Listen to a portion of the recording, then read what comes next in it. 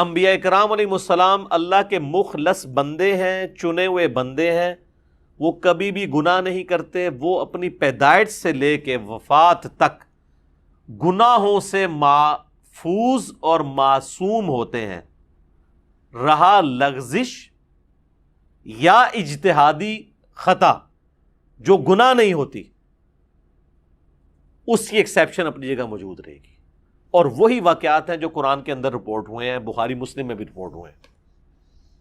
اگر یہ بنیادی بات سمجھ لیں گے تو آپ کو یہ پورے کا پورا عقیدہ سمجھ آ جائے گا۔ منافقین کا جنازہ پڑھانے والا جو ایشو تھا عبداللہ ابن ابی کا، سورہ توبہ میں آیت نازل ہوئی کہ آپ اگر ان کے لیے 70 دفعہ بھی مغفرت کریں نا، ہم ان کی توبہ قبول نہیں کریں گے، اللہ اور اس کے رسول کے باغی ہیں۔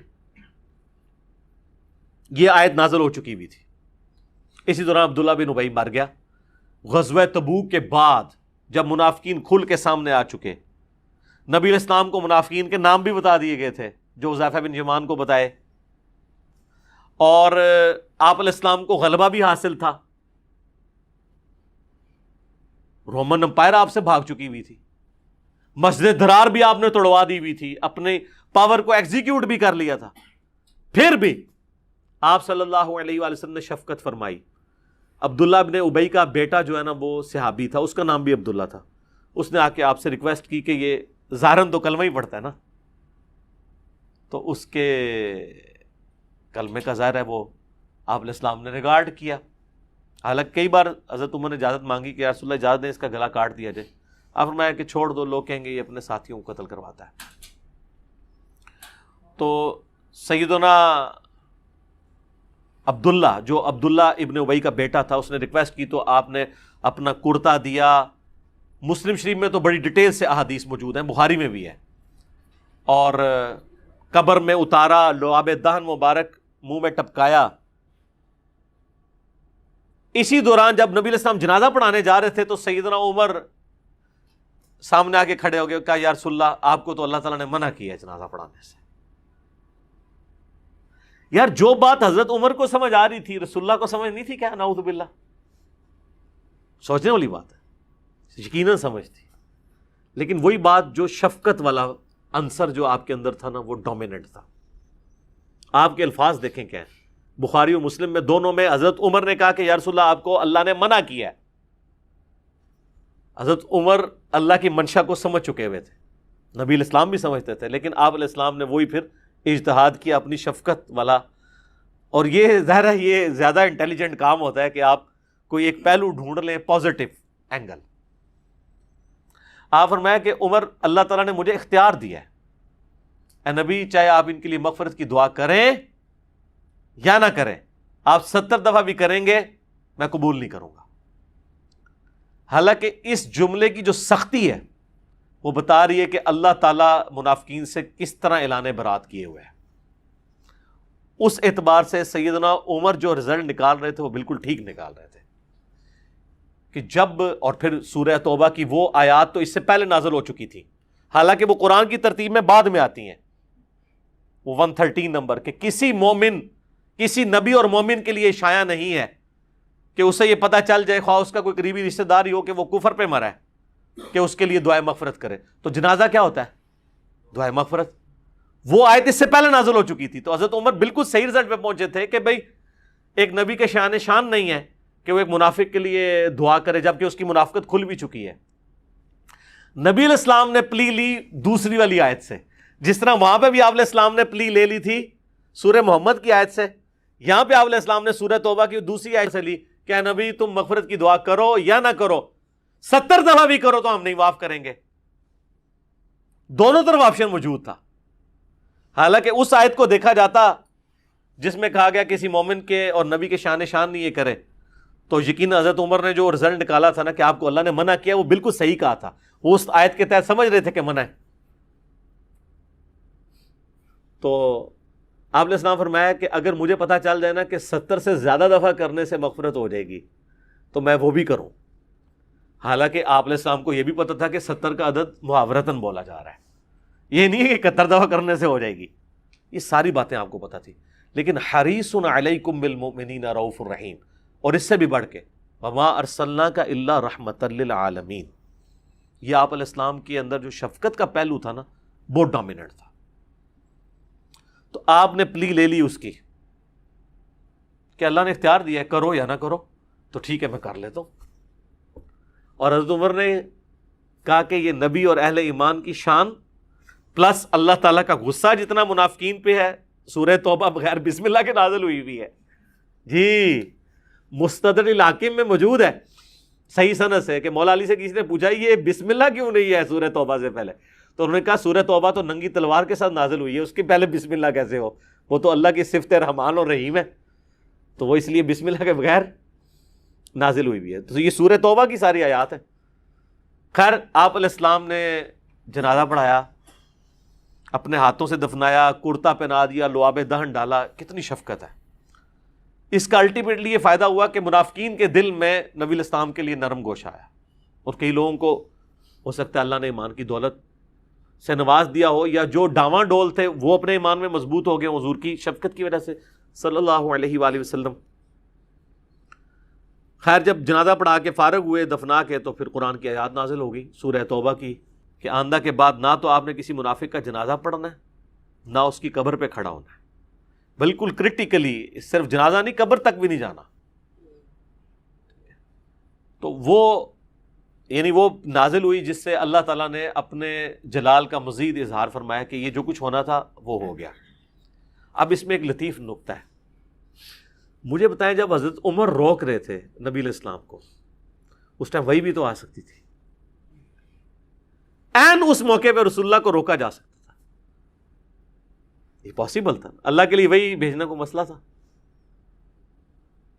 تو اللہ تعالیٰ اپنے نبی کی خواہشات کا بھی بعض اوقات خیال رکھتا ہے, یہ ایک شفقت اور محبت کے اعتبار سے کہ ٹھیک ہے یہ ایکٹیویٹی پرفارم کر لے بعد میں ورنہ حضرت عمر جو پہلے کہہ رہے تھے نا کہ آپ کو اللہ نے روکا ہے, تو نبی علیہ السلام ڈائریکٹ کہہ سکتے تھے کہ بھئی تم نے کس آیت سے غلط رزلٹ نکالے, مجھے کوئی نہیں روکا. نبی علیہ السلام نے اس کو ویل لیفٹ کیا, فرمایا نہیں مجھے تو اللہ نے اختیار دیا ہے, کرو یا نہ کرو. آگے حضرت عمر نے بھی بحث نہیں کی, ان کے بھی ایمان کا تقاضا تھا کہ وہ بحث نہ کرتے, ورنہ اگر وہ اس طرح یاد لے کے بیٹھ جاتے تو معاذ اللہ اپنا ایمان خطرے میں ڈال لیتے. ویسے بخاری مسلم میں آتا ہے کہ بعد میں جب یہ ممانعت نازل ہوئی تو میں پوری زندگی یہ سوچتا تھا یار میں نے حضور پہ اتنی دلیری کی کہ میں آپ کو آگے روکنے کے لیے آ گیا, اللہ کے رسول مجھ سے بہتر جانتے تھے. ٹھیک ہے, تو یہ ساری کی ساری چیزیں اس طرح کی ایکٹیویٹیز پہ جب اجتہادی خطا کا لفظ یا لغزش کا لفظ بولا جاتا ہے, وہ اس لیے نہیں بولا جاتا کہ وہ انٹینشنلی کوئی نبی نے کوئی نافرمانی کی ہوتی ہے نعوذ باللہ, بلکہ کہ دو چیزوں میں سے جو زیادہ بہتر چیز تھی نا اس کو اڈاپٹ نہیں کیا ہوتا, اسی لیے خلاف اولا کی ٹرم بھی استعمال کی جاتی ہے. بہرحال کئی جگہ ظاہر ہے پھر آپ کے لیے اس کو جسٹیفائی کرنا اس طرح ممکن نہیں ہوتا, تو اس لیے یہ جو معصومیت کا عقیدہ وہی والا ہے جو عقیدہ اہل سنت کے ہاں شروع سے چلتا آ رہا ہے کہ انبیاء کرام علیہ السلام گناہ نہیں کریں گے. رہی لغزش اور اجتہادی خطا تو وہ قرآن کے اندر چونکہ انبیاء کے واقعات آئے ہیں, حتیٰ کہ میں نے آپ کو بتایا کہ جب بہار شریعت میں کم از کم انہوں نے مان تو لیا نا کہ اس طرح کے واقعات قرآن میں موجود ہیں. بہار شریعت کے اندر مفتی امجد علی صاحب نے جو اعلیٰ حضرت احمد بریلوی صاحب کے خلیفہ ہیں, انہوں نے لکھا ہے کہ قرآن حکیم کی جن آیات کے اندر اللہ تعالیٰ نے انبیاء کرام کے اوپر ان کی لغزشوں کے اوپر, ان کو ہم گناہ نہیں کہتے لغزش کہتے ہیں, یا اسے ہم اجتہادی غلطی یا اجتہادی خطا کہتے ہیں, وہ گناہ نہیں ہوتے, عتاب فرمایا ہے اللہ نے وہ واقعات قرآن کی تلاوت اور حدیث پڑھنے کے علاوہ, بس یہ دو ایکسیپشنز ہیں, اس کے سوا بیان کرنا قطعاً حرام ہے. اور قرآن کیا کہتا ہے سورۃ الاعراف کے اندر کہ ہم نے قصہ آدم اور ابلیس اس لیے بیان کیا تاکہ اے اولاد آدم جس طرح شیطان نے تمہارے ماں باپ کو ورگلایا, اور اس میں تو بڑے سخت الفاظ ہیں, اور ان کے کپڑے اتروا دیے اور ان کی شرمگاہیں ان پہ کھلوا دی, کیونکہ جنتی لباس اتر گیا تھا نا, کہیں تمہیں نہ اس فتنے میں مبتلا کرتے. اللہ تعالیٰ تو کہہ رہا ہے اس کے عبرت حاصل کرنی ہے, اور یہ کہ لوگ کیا کہہ رہے ہیں اس کو بیان کرنا حرام ہے. اب کوئی کہنا نہیں وہ انہوں نے اس لیے کہا کہ وہ ویسے کوئی بیان کر کے توہین نہ کرتا رہے, سر مسلمان نے قصہ آدم اور ابلیس بیان کر کے آدم علیہ السلام کی توہین کا کبھی تصور بھی لانا ہے؟ اس کو کیا ملنا ہے؟ مسلمان تو انبیاء کی عزت کرنے والے ہوتے ہیں. جب بھی بیان ہوگا وہ عبرت کے لیے بیان ہوگا، توہین کرنے کے لیے تو مسلمان نے تو کبھی نہیں بیان کرنا. خام خواہ کہانی بنا لی ہوئی ہے. تو بیسیکلی وہ اس کو تقریر میں بیان کو بھی حرام سمجھتے ہیں اور کہتے ہیں تلاوت کرنے. تلاوت کا مطلب ہے عربی، اردو نہیں. عربی پڑھنی ہے ان لوگوں کے سامنے ان کو عربی آتی نہیں ہے، تاکہ ان کو پتہ ہی نہ چلے کیا لکھا ہوا بیچ میں. اس لیے میرا تو کافی عرصے سے مطالبہ ہے کہ نان عرب کنٹریز کے اندر قرآن حکیم بغیر ترجمے کے چھاپنا جرم ہونا چاہیے. یہ تو آپ جان بوجھ کے لوگوں کو طوطا بنانے کی کوشش کر رہے ہیں. پاکستان کے آئین میں یہ شک ہونی چاہیے کہ پاکستان میں کوئی قرآن بغیر ترجمے کے شائع نہیں ہوگا. عربی اور ترجمہ، چاہے نیچے لکھا ہو چاہے ایک پیج پہ عربی آ جائے. اگر وہ کہتا ہے نا کنٹینیوٹی رکتی ہے، تو آپ دیکھیں ترجمان القرآن والوں نے مولانا مودودی رحمہ اللہ تعالیٰ کا شائع کیا ہے ترجمہ. رائٹ والے پیج کے اوپر صرف عربی ہے اور لیفٹ والے پہ صرف اردو ترجمہ ہے. تو آپ کی کنٹینیوٹی بھی نہیں رکتی. اگر کسی نے صرف عربی پڑھنی ہے عربی پڑھے، اس نے اردو پڑھنی ہے صرف اردو پڑھتا جائے، لیکن بغیر ترجمے کے نہ چھپے اور اس طریقے سے بغیر عربی کے بھی نہ چھپے. وہ بھی غلط ہے، کیونکہ ترجمہ کرنے والا بہرحال انسانی کوشش ہے، کہیں پہ اس کو خطا ہو سکتی ہے. قرآن کا اوریجنل ٹیکسٹ اپنی جگہ موجود ہونا چاہیے. ہمارے پاس تو یہ فخر ہے کہ ہماری کتاب محفوظ ہے الحمدللہ، تو ہم اس کو کیوں نہ چھاپیں اس طریقے سے. اسی طریقے سے چھاپنا چاہیے اور اس چیز کو انشور کرنا چاہیے حکومت کو کہ بغیر ترجمے کے قرآن نہ چھپے. باقی یہ جو قرآن سے وہ سورۃ البقرہ کی آیت پیش کرتے ہیں، پہلے پارے کی آخر والی آیت تلک امۃ قد خلت، وہ بھی آؤٹ آف کانٹیکسٹ ہے. وہ تو اللہ تعالیٰ فرما رہا ہے کہ یہودیوں تمہیں حضرت ابراہیم کی نسبت کام نہیں دے گی. وہ ایک امت تھی گزر گئی، ان کے لیے ان کے اعمال ہیں، تمہارے لیے تمہارے اعمال ہیں. تمہیں یہ نہیں پوچھا جائے گا انہوں نے کون سے نیک اعمال کیے، تمہیں تمہارے نیک اعمالوں کے بارے میں پوچھا جائے گا، کیونکہ اس میں ہے لہا ما کسبت ولکم ما کسبتم، علیہا مکتسبت نہیں ہے. ان کے لیے ان کے نیک اعمال ہیں، ورنہ ہوتا ہے علیہا، ان پہ ان کی نعوذ باللہ برائیوں کا وبال ہے اور تم پہ تمہاری برائیوں کا وبال ہے. قرآن تو پورے کا پورا اس پہ کھڑا ہے کہ وہ تاریخ میں ہونے والی غلطیوں کو ہائی لائٹ کرتا ہے، چاہے وہ انبیاء کے قریبی ماننے والوں کی ہوں چاہے کسی اور کی، تاکہ باقیوں کے لیے عبرت کا سبق اس سے سیکھا جائے. تو اسی لیے دیکھیں جو لوگ قرآن پڑھتے ہیں نا، وہ پھر کہنے پہ مجبور ہو جاتے ہیں کیا کہ مرنے سے پہلے اے مسلمان کر لے اس پہ غور، کتابوں کا خدا اور ہے بابوں کا خدا اور. وہ کہتے ہیں یار یہ تو دین ہی اور ہے، اس میں تو باتیں ہی کچھ ہو رہی ہیں. ہم جس طرح اب یہ کہہ رہے ہیں کہ جی میں نے قرآن ترجمے سے پڑھا ہے تو مجھے تو قرآن پڑھنے کے بعد کوئی اور رزلٹ نظر آ رہا ہے، تو ظاہر جو ہے وہی نظر آ رہا ہے نا. اب اس کی بجائے گستاخی کا فتویٰ لگا دینا بجائے سمجھانے کے، یہ غلط اپروچ ہے. ہم نے کوشش کی ہے کہ اوورال ایک ڈاکٹرن کلیئر کی جائے. باقی جس کو شوق ہے نا اس پورے ٹاپک کو سمجھنے کا، تو اس کے لیے مسئلہ نمبر 88A اور 88B، عصمت انبیاء کے عقیدے پہ شبہات کا تحقیقی جائزہ. 8 سے 6 سال پہلے میں نے بڑے مہذب انداز میں آہستہ آہستہ ایک ایک آیت پڑھ کے سمجھا کے اس کو ریکارڈ کروایا. یہ لیکن یہ کہ ایک کلپ کی فارم میں ایک نٹ شیل کے اندر ایک گفتگو میں نے کر دی تاکہ آپ کو اوورال ایک ڈاکٹرن کلیئر ہو جائے اور آپ کو یہ معاملات سمجھنا آسان ہو جائے. اور انشاءاللہ آپ دیکھیں گے ہم تو بہت پہلے اس چیز کو بھانپ گئے تھے اور اب تو یہ کھل کے سامنے آ گئی چیز کہ اب مستقبل کا دور یہی ہے کہ ہر چیز علمی ڈسکشن میں ٹیبل ٹاک کے اوپر آئے گی. آپ چھپا نہیں سکتے، پردہ نہیں ڈال سکتے، یہ نہیں کہہ سکتے خاموشی اختیار کرو، یہ سوال نہ پوچھو. اس طرح پھر ہماری آنے والی نسلیں جو ہیں نا وہ دین سے بیزار ہو جائیں گی. یا تو ان کو آپ سلوشن دیں گے، ادروائز وہ پھر آپ کو آپ کے حال پہ چھوڑ جائیں گے، کیونکہ آپ کے بارے میں وہ سمجھ لیں گے کہ یار ان کے پاس جواب نہیں، اس لیے ہمیں کہہ رہے ہیں کہ. اور حقیقت بھی ہے کہ علماء کے پاس جواب نہیں ہوتا تو تب وہ کہتے ہیں کہ اس ٹاپک کو چھوڑ دو. پھر بھی آپ چھیڑیں تو پھر کہتے ہیں آپ کو بات کرنے کی تمیز نہیں ہے. کوئی اس طریقے سے بیچ میں پوائنٹ نکالتے ہیں کہ وہ جی ہاں، وہ اس میں وہ کہا جاتا ہے نا پچ کھود دینا. ایک تو ویسے ایک محاورہ ہے یہ پچ کھود دینے والا بھی ہے، ایک اور بڑا محاورہ ہے وہ ہے تھوڑا سا نٹوریس ہے، وہ پورا تو بیان نہیں کرتا. وہ پنجابی میں ایک محاورہ بولا جاتا ہے، وہ بچپن میں کسی نے بنٹے کھیلے تو جو وہ اس گیم کو خراب کرنا جاتا ہے تو وہ اس میں صرف گتھی کہنے نا جس ہول کے اندر وہ بنٹا پھینکا جاتا ہے، تو جس نے گیم خراب کرنی ہوتی ہے وہ کیا کرتا ہے؟ ہاں نہیں خراب نہیں کرتا ہوتے جا کے. ہاں جی یہ دیکھا نا بڑے بندے بولے نے, تو وہ محاورہ ہی بولا جاتا ہے. پچ کھودنے والا تو بڑا مہذب سا ہے, یہ کرکٹ کی وجہ سے پرانے بزرگوں کے لیے وہ گتھی والا محاورہ ہے, اور نئے بچوں کے لیے ہے کہ پچ نہ کھودیں, بچوں کو سمجھائیں. ٹھیک ہو گیا جی. اعوذ باللہ من الشیطان الرجیم, بسم اللہ الرحمن الرحیم. سورۃ النور آیت نمبر 11. ان الذین جاءوا بالافک, بے شک وہ لوگ جو کہ لے کر آئے الزام, جھوٹی تہمت کے ساتھ آئے, عصبۃ منکم, وہ تمہیں میں سے ایک گروہ ہے. لا تحسبوه شرا لکم, تو اے مسلمانوں تم اسے برا مت خیال کرو اپنے حق میں. ظاہر بہت بڑی ٹریجڈی تھی آپ صلی اللہ علیہ وسلم کی بیوی پر تہمت کا لگ جانا. تو اللہ تعالیٰ فرماتا ہے کہ اللہ تعالیٰ ہر خیر کے اندر سے چونکہ شر نکالتا ہے, اور یہ جو ہر شر میں سے خیر نکالتا ہے, یہ شر بھی تمہارے لیے خیر کا سبب بنے گا. تو یہ اللہ تعالیٰ کی سنت ہے, خیر میں سے شر کو نکالنا, شر میں سے خیر کو نکالنا. تو یہ شر بظاہر مسلمانوں کے لیے شر تھا, لیکن اللہ تعالیٰ نے اس کو خیر بنا دیا مسلمانوں کے لیے, کہ ظاہر اللہ تعالیٰ نے نبی صلی اللہ علیہ وسلم کی بیوی کی برات میں آیات بھی نازل فرمائی, اور منافقین کا کردار بھی کھل کر سامنے آ گیا, اور ساتھ ہی ساتھ مسلمانوں کو یہ بھی بات پتہ چل گئی کہ سنی سنائی بات کو بغیر تحقیق کے آگے بیان نہیں کرنا چاہیے, بغیر گواہوں کی موجودگی کے.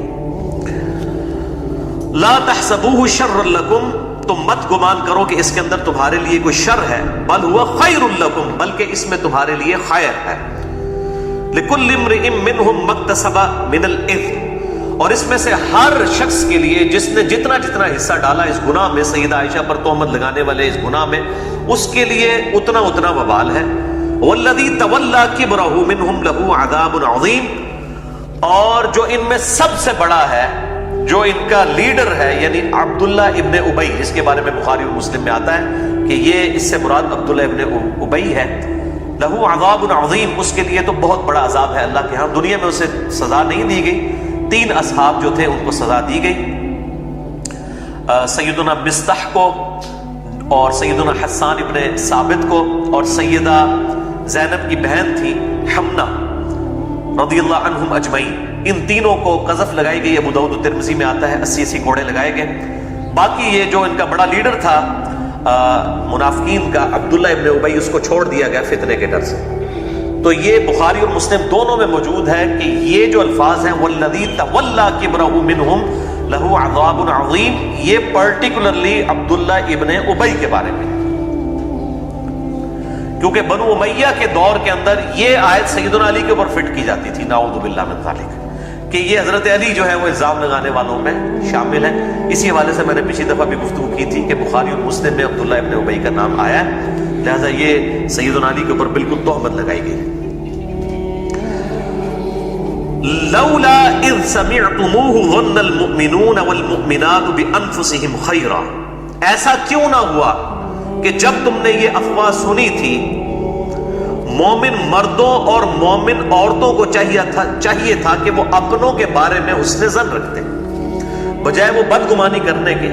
یہ مسلمان مرد و عورت جن کے اوپر یہ تہمت لگائی گئی, سیدنا صفوان یا سیدہ عائشہ رضی اللہ عنہما وعلیہم السلام, یہ تمہارے اپنے مسلمان بھائی تھے اور بہن تھے, تمہیں تو چاہیے تھا اپنوں کے بارے میں حسن ظن رکھتے.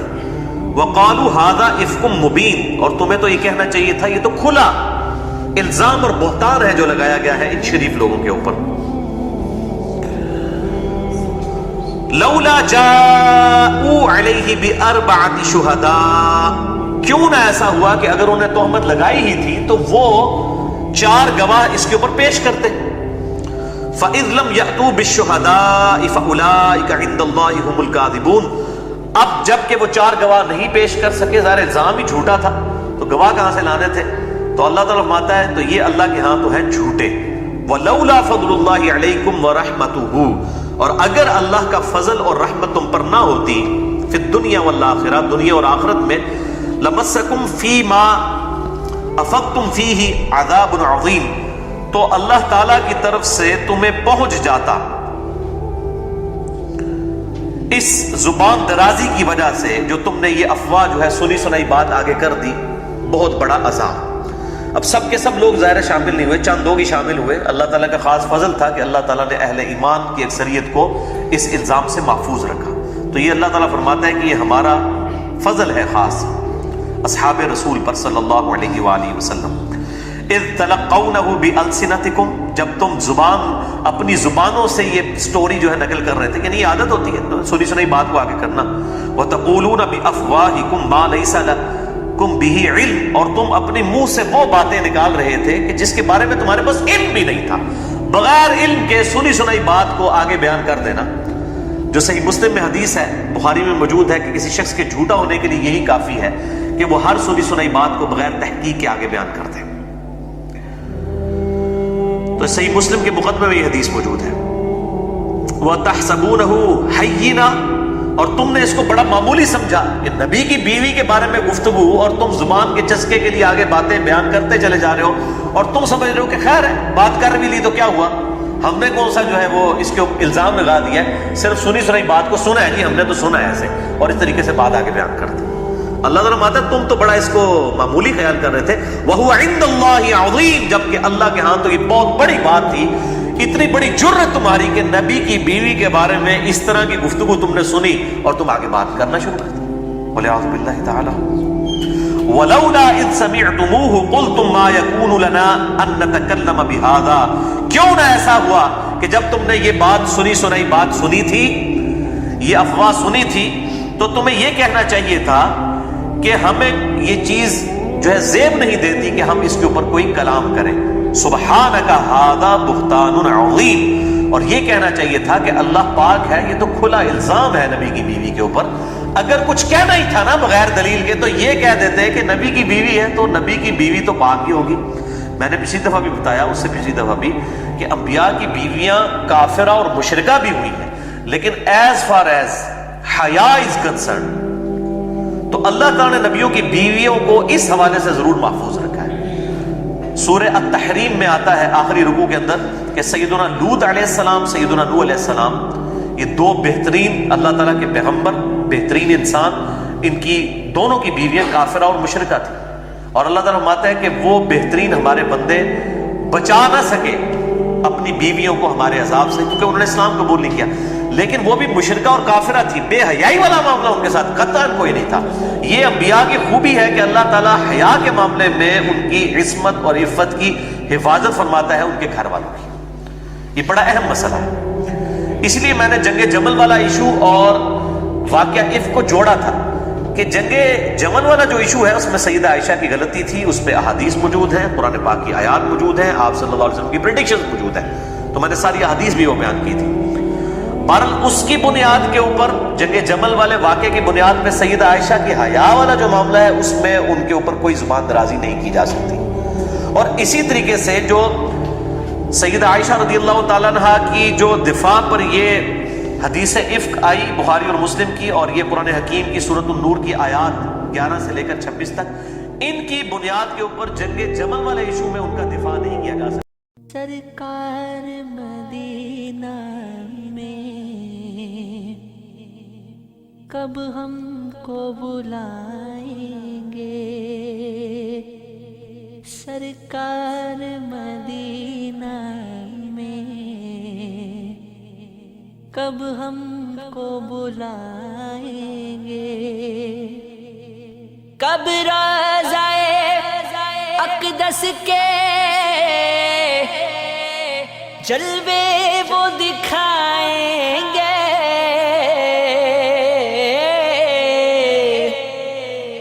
سرکار مدینہ میں کب ہم کو بلائیں گے، کب ہم کو چھڑائیں گے دنیا کی محبت سے، کب اپنی محبت کا ایک جام پلائیں گے، کب اپنی محبت کا